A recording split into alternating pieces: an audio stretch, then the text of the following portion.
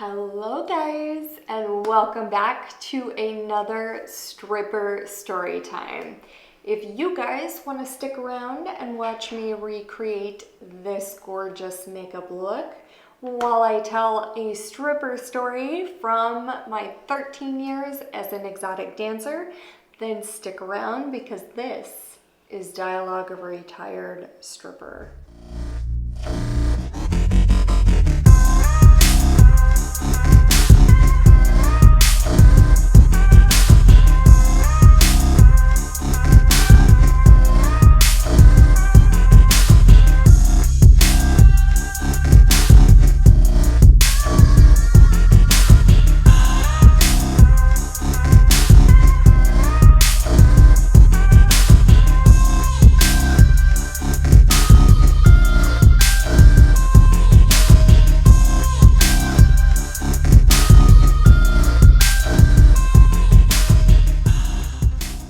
Guys, before we get started, as usual, I do need to issue a warning and a disclaimer.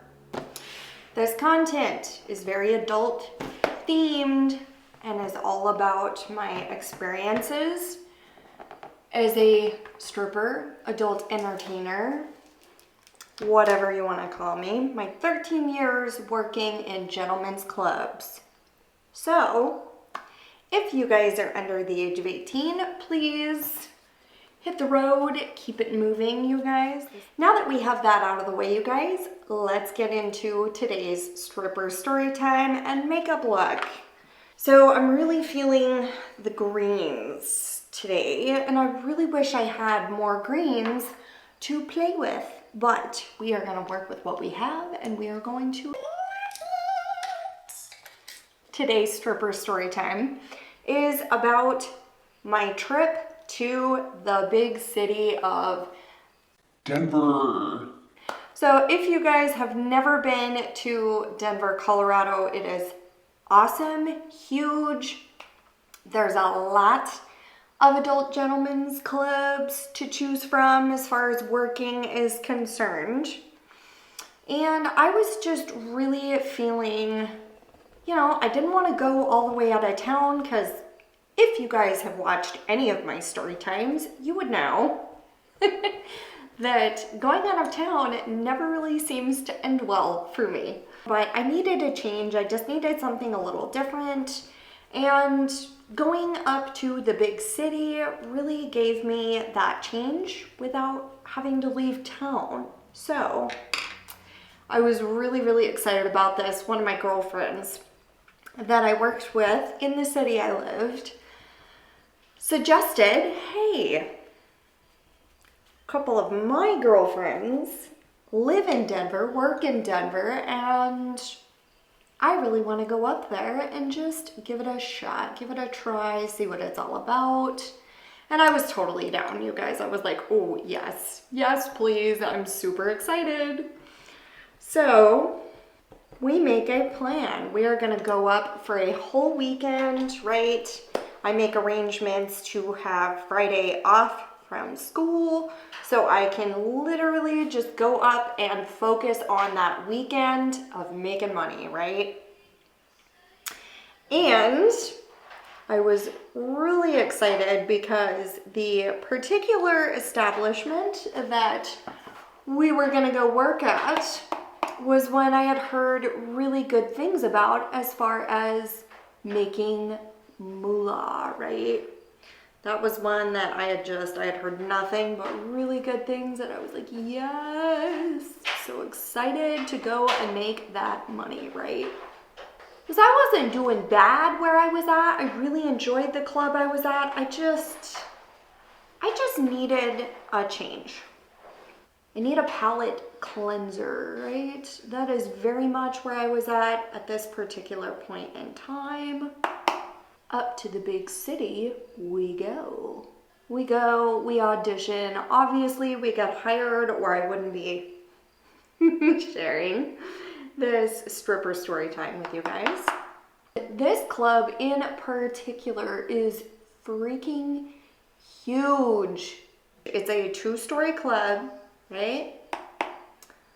Lots of different stages, lots of different kinds of stages at this club. Very different from any like establishment I had worked at in the past, right? Very different. You walk in the door and then you had an entrance off to the right and then a big entrance off to the left. You walk in off to the left, you will see a huge space right here, right? There is 1, 2, 3 big stages right here in this corner. And then you had one stage over here in this corner. And then you had a little micro stage right here, okay? And then there was a little walkway in between all the stages. And then you had this huge strip of bar all the way off to the left. And there were some like mysterious little dark corners just off to the left, kind of tucked back as you headed up towards the bar. As you went up the stairs, there was a little like pocket right there, and I was like, I wonder what those are. Anybody want to take a guess? So those were little VIP booths that the customer could rent out, right? So you had these little VIP booths, you had the bar, you had all the freaking stages in this main area, right? Super freaking cool layout. And I walk in and there's girls doing double pole tricks and customers just throwing tons of freaking money and making it rain, right? Just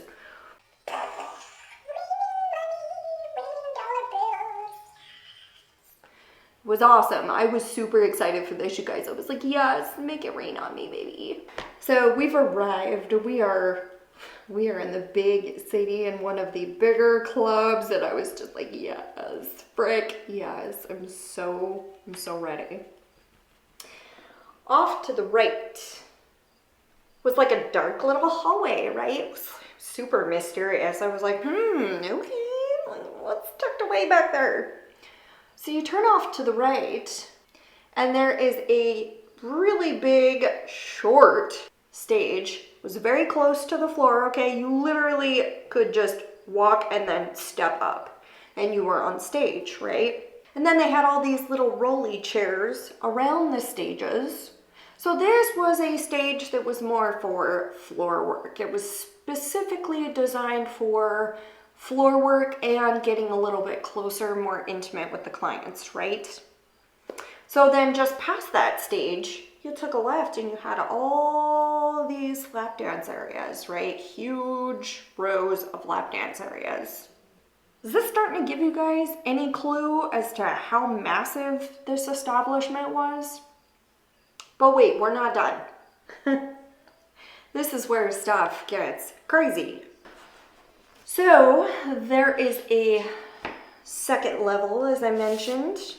You go up the stairs, and there's a huge opening with a separate locker room, okay, and this big long stage with color changing LEDs in it, very similar to that floor work stage that's downstairs on the main floor, right, with the little rolly chairs all the way around it. And then you had some VIP areas over in the corner there, and then you had a second lap dance area that was like hella freaking long, all the way back, right, different lap dance booths, okay.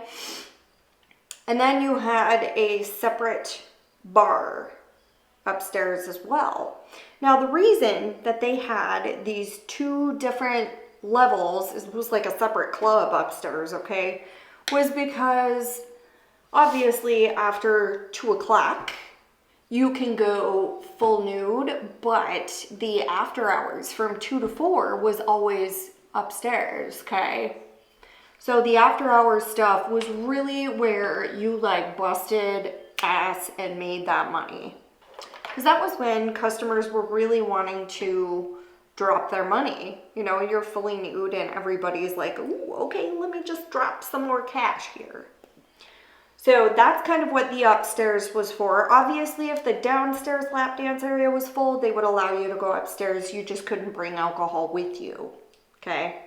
So topless dances were downstairs because obviously that's where the alcohol was served, and you can't have both. It's generally speaking how it works. Either you can have punani nani or you can have alcohol. I've mentioned this before in one of my previous videos. So if you guys have not seen that video where I explain that, you should probably binge watch my videos. All right, so it is busy as all get out by the time that we get there, okay? And the reason it was so busy when we got there is because we got there super late. It was our first night in town, and we were just like, okay, let's take it slow, let's take it easy. We'll go in late the first night so we can really see what the busy hours look like, and then we will go from there, okay? That is exactly what we did. We just took it super slow, one step at a time. But this shit was crazy, you guys. It was so busy when we got there. The club was smash packed full, right? More than I think I had seen in a long time, smashed full. You could not walk from one part of the club to the other without having to like wedge your way in between people. That's how full the bar was. That's how full the club was.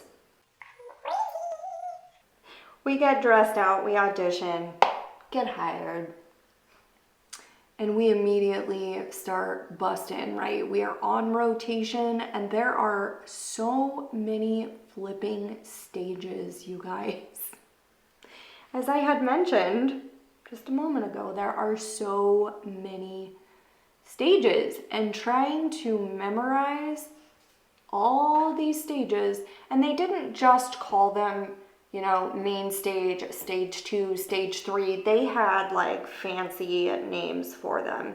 Now it's been so long I can't really remember now, but it was like main stage, center stage, I forget what the other ones were called, but they had all these crazy, insane names for all these stages, and I was like, oh my Lord, how in the world do they expect us to memorize all the names of these stages? Like, we are only here for a few nights. Are you kidding me right now? Are you kidding me? But they did. They expected you to know. And, you know, of course, my first couple stage sets, I was like, looking at the DJ going, is it that one? Am I up on that one? And he would go, no, honey, over there, you're right there. And of course, you know, every now and again, I would see the DJ kind of roll his eyes like, oh, freaking new bitches. Had to love being the new girl in town. I had almost forgotten what that felt like because I had been at my home club for so long at this point, right?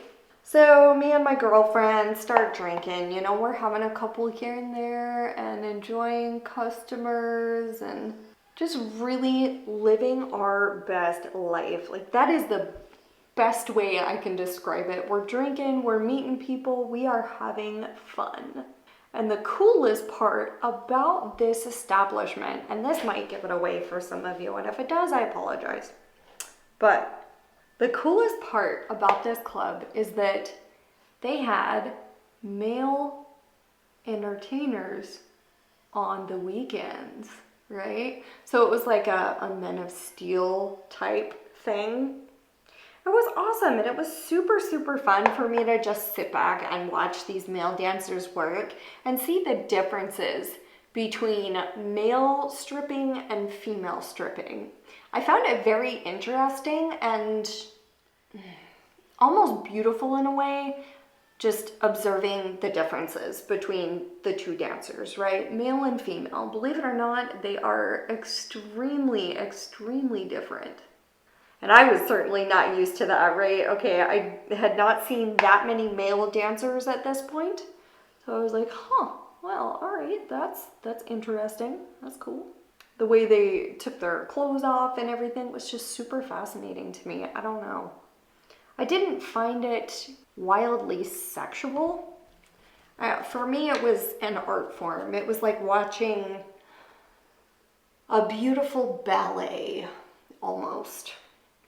And I know that sounds crazy because it's just a dude taking their clothes off, but there really is something artistic and flowy and beautiful about it. I don't know, you guys, it's hard to explain, but when you see it in person, it's like, wow, that takes skills and strength, and the choreography of their movements is so detailed and so in depth. Like, it just freaking rocks. These dudes rock. They're really good at their jobs.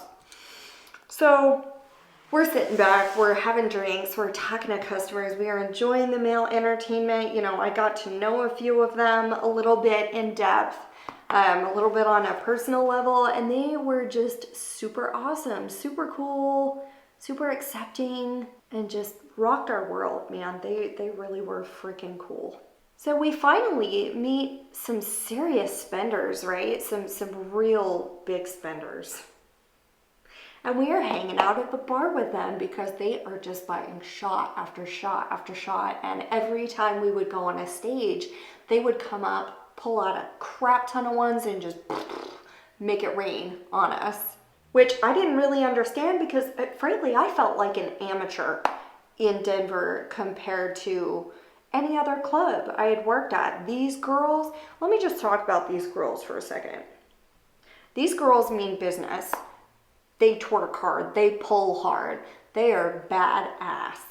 And when they're in the back, if a girl is messing with their money, they don't play. I watched a girl get snatched up by her weave and drugged halfway across the locker room that first night we were there. Stuff was crazy, man. These Denver girls, they do not play. They are hardcore. And I'm looking around going, man, they did not, you guys, they did not play games in Denver. It was real serious. They took their craft very seriously. And I love that. But at the same time, it kind of scared me a little bit. I ain't gonna lie. Oh, you guys. We're at the bar. And I hear two girls getting a little heated in their conversation. And this is a bit further down the bar. And I am not gonna lie to you guys, I was a little bit terrified because, as I just mentioned, these girls, they don't play, okay?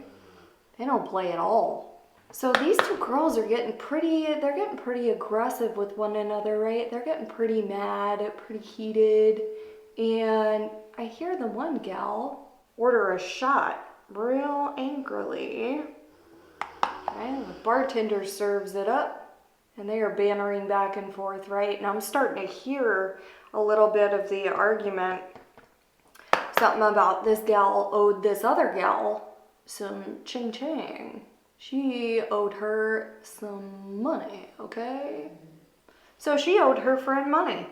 And yeah, I mean, if you owe your girlfriend money, you better pay up. Handle your business. I'm looking over the bar like this. Okay, I'm being a little nosy, I'm not gonna lie. It wasn't my business, but I was kind of curious at this point. So I'm leaned over the bar. My girlfriend's focused on the conversation with this young, millionaire. She's focused on her conversation with him. And I kept nudging her. I'm like, yo, girl, it's about to go down. Like, look. And she turns to look at what's going on right as it happens. You guys. When I say I went back so hard in shock that I almost fell out of my bar stool, I really mean it. This was crazy. This chick, as she was taking a shot,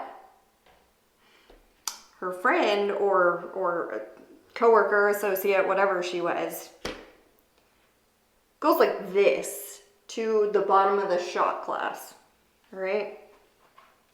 As you guys can imagine, what this did, This was crazy, you guys. Like watching it in real time, it was so fast. It was done and over with like that.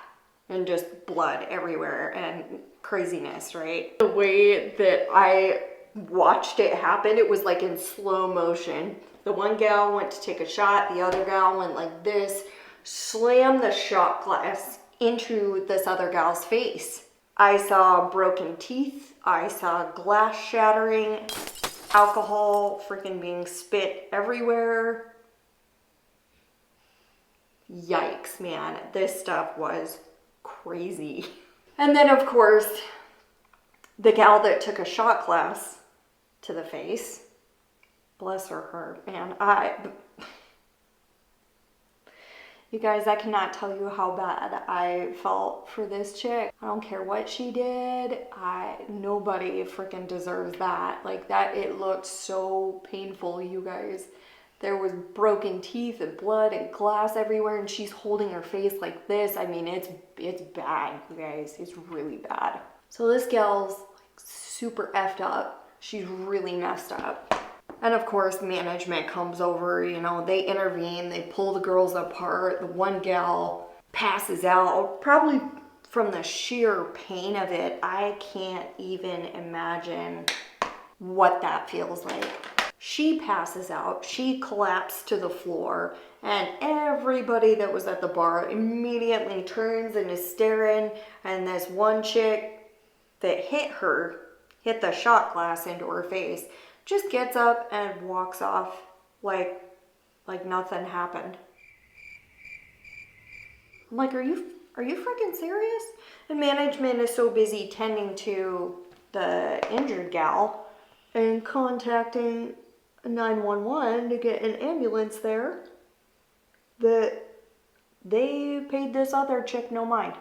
Now I guess after all was said and done and the injured gal left in an ambulance, and you guys, she was carried out in a stretcher. Like she was hella effed up. Really freaking bad, right? Blood, and you couldn't even see where her lips actually were previous. They were so cut up. I can't explain it any different. It was like her lips were just in ribbons. They were so torn apart. The other girl ends up being sent home and told, hey, you need to take a break, not come back for a couple days. Frankly, I feel like she didn't get enough punishment. She kind of got away with murder, honestly. I was a little shocked by that. Each club is different. Each club is going to have their own policy on what's acceptable and what's too much. What's a fireable offense. That's all based on the club's opinion of everything. So, but I move along with my night. It's coming to the hour where we are gonna move the party upstairs and hopefully make some serious ching. So all the girls that are staying for after hours, right? And after hours did cost you a little bit more. You had to pay $10 additional to be able to stay and work after hours, okay? So we moved the party upstairs. All the customers that are sticking around, they all walk up the stairs, and we are just ready to rock it the frick out and make that money, right, you guys? So we're doing stage sets, we're doing dances, everything is super crazy and fast-paced, but it's paying off, y'all. The few girls that stuck around for after hours that night, like, we were all killing it, right? And I took this guy back for a dance, one of the guys that we had been talking to at the bar downstairs. Took him back for a dance, we get comfy, I wait for the next song to start, right? And as I am dancing for this customer, I noticed some really funky noise coming from the dance area right next to me.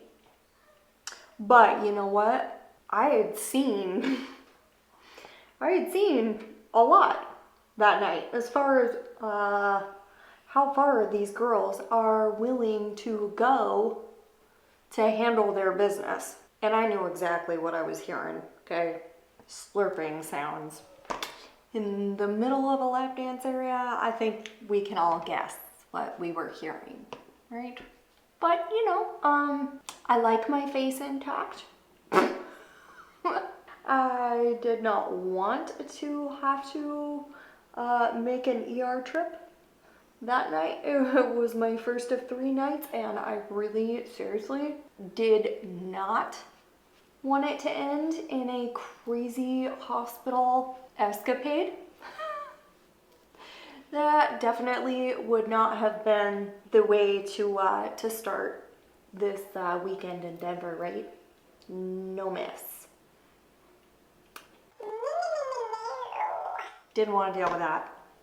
I had seen enough trauma. I did not want to end up with my face busted or my hair snatched out.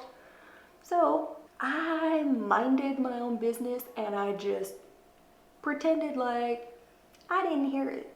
And apparently so did the bouncers walking back and forth that clearly, I mean, they had to have had, you know, visuals on everything going on and where the sound was coming from. I mean, there's no way. Like, they knew. They knew what was up. But nobody said anything. The bouncers got tipped really freaking good at the end of the night, so whatever. Keeping my nose out of it, right? I did not want to get involved in this crazy business. Moral of the story, you guys.